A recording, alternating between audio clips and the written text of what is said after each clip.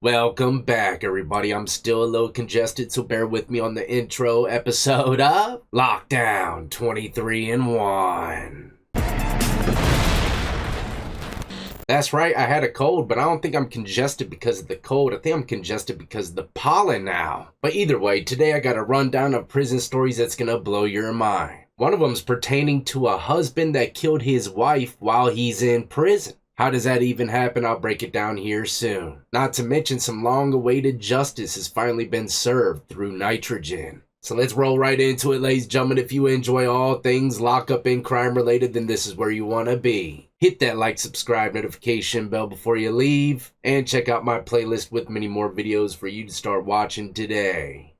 So for the first story, we're traveling down to California's Mule Creek State Prison. It says a convicted killer serving life in prison for 4 Los Angeles County slayings killed his wife during a conjugal visit. Stephanie Brinson, 62, was killed November by her husband David Brinson, 54, at Mule Creek State Prison. First and foremost, I had no idea that they had conjugal visits in this prison. It makes sense though if you do your research into this prison. They got a lot of programs going on. Now the time of the incident was around 2 a.m. on November 13th when Brinson contacted officers and told them that his wife had passed out. Officers attempted life-saving efforts, but Stephanie Brinson was pronounced dead at 2:51 a.m. Her cause of death was not immediately known, but once a coroner's report had been completed, it was found that she was strangled. Brinson, for unclear reasons, is currently being held in the state prison system's healthcare facility in Stockton. Now, these conjugal visits happen in an apartment-like area in the prison complex, where inmates are permitted to have 30 to 40-hour stays with their spouse and immediate family members. Inmates on death row and those convicted of sex offenses are not eligible for family visits. But Brinson, who was convicted in a quadruple murder 30 years ago, apparently was.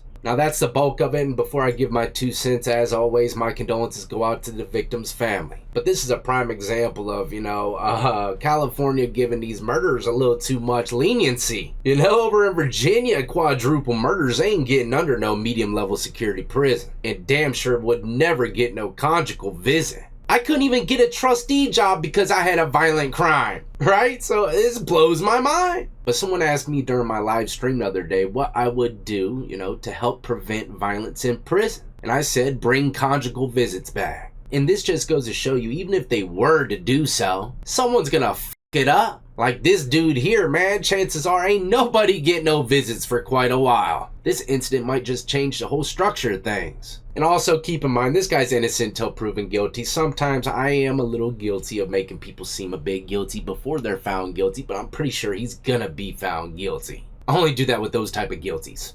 But moving on to the next story, we're gonna be remembering Molly Elliott. It was the day before Thanksgiving and Molly Elliott was getting ready to go out on a date night with her husband. The 28-year-old advertising executive left her office in the French Quarter of New Orleans and headed to her car. But instead of driving off to dinner, a parking lot attendant kidnapped Elliott, raped her, and dumped her nude body along the East Pearl River near the Mississippi-Louisiana state line. A duck hunter found her at 7:45 a.m. the next day on Thanksgiving, 1996. The murder shocked Elliott's family, friends, and described her as a vivacious, warm, loving woman. Now, nearly 30 years later, Elliott's killer is the first inmate in Louisiana history, was executed by the controversial nitrogen gas method. Jesse Hoffman Jr., 46, was pronounced dead at 6:50 p.m. at the Louisiana State Penitentiary, authorities said, adding that the nitrogen gas had flowed for 19 minutes during what one official characterized as a flawless execution.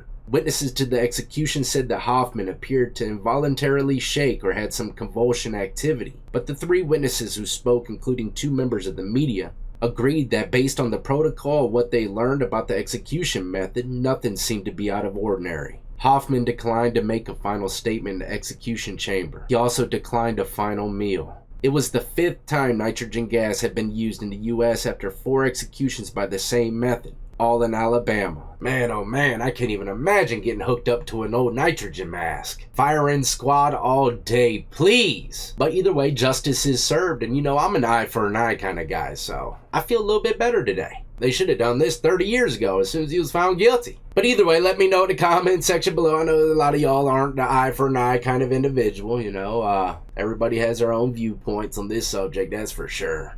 Now for the next shocking story, we're traveling down to Colorado Springs. It says a Colorado woman who has an unrestrained hatred for child predators will spend the rest of her life behind bars after she killed and dismembered an alleged wanted sex offender. Authorities said 38-year-old Dika Simmons was sentenced to life in prison without parole after a 2-year-long murder investigation. In April 2022, Simmons was initially arrested for the murder of 48-year-old Seja. His body had not been recovered at the time. A year later, police received an anonymous tip about human remains being in a bag inside of a drainage ditch. Officials positively identified the human remains as those of Seja. Simmons was charged with first-degree murder after deliberation, violent crime with a weapon, violent crime causing death, tampering with physical evidence, and tampering with a deceased human body. Prosecutor Sharon Flawtree said in closing arguments that Simmons killed Seja because he was a registered sex offender.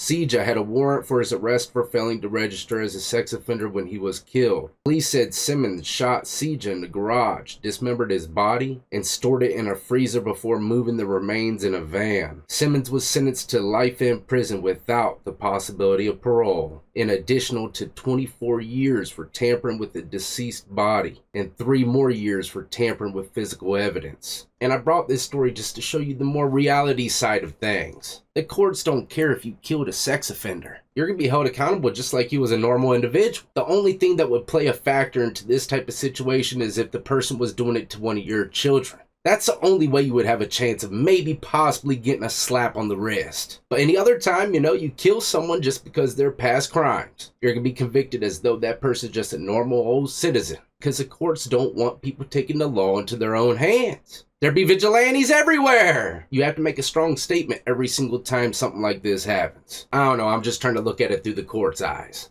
Now, last but not least, we got a quick story about an inmate killing another inmate. An inmate at South Bay Correctional Facility with an extensive criminal history has been accused of strangling another inmate to death over drugs. The Florida Department of Corrections said on December 6, 2023 at 12:04 a.m., a security staff member found an inmate dead inside his cell. A correctional officer told detectives that around 11:45 p.m., he told the inmates to go inside their assigned cell as they were watching a football game. The officer then noticed an inmate banging on the cell door, begging to be let out. When the officer approached him, the inmate said, "He killed my roommate," pointing to 39-year-old Dylan Parker. The report states that officers then went to check on the roommate only to find him dead, wrapped in sheets. According to the probable cause affidavit, Parker further told detectives that on December 5th, 2023, the victim had gone into Parker's cell wanting to get high, screaming he was drawing attention to Parker's cell. Parker allegedly then slapped the victim as he was getting more agitated and unwilling to leave the cell. The probable cause affidavit stated that the inmate was screaming in the cell. Parker then grabbed him by the throat, trying to get him to stop. The victim then proceeded to offer sexual favors for the drugs, making Parker even more angry, to which he allegedly saw red and lost it, strangling the inmate till he was unresponsive.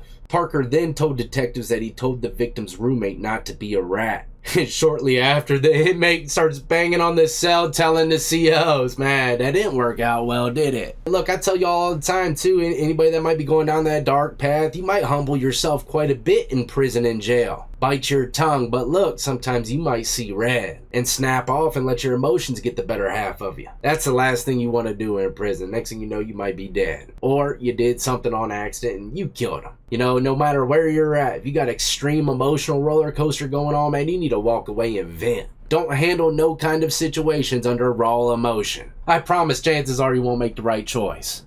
But that's a wrap, ladies and gentlemen, for today's prison news. Hopefully you enjoyed. I know it was a kind of a quick episode. I'm still a little under the weather. But tomorrow I should definitely be right as rain for a new courtroom sentencing. And I will be bringing a courtroom analysis with it. You know, when I was a kid, I always redecorated my room, rearranged it all the time to give it a different feel. Maybe that's why I like the courtroom decor so much. I don't know. Anyways, I'm out of here until the next time. Like I said, if you're new and enjoyed, hit that like, subscribe, notification bell before you leave. And as always, y'all be easy, be safe, and more importantly than anything, stay free.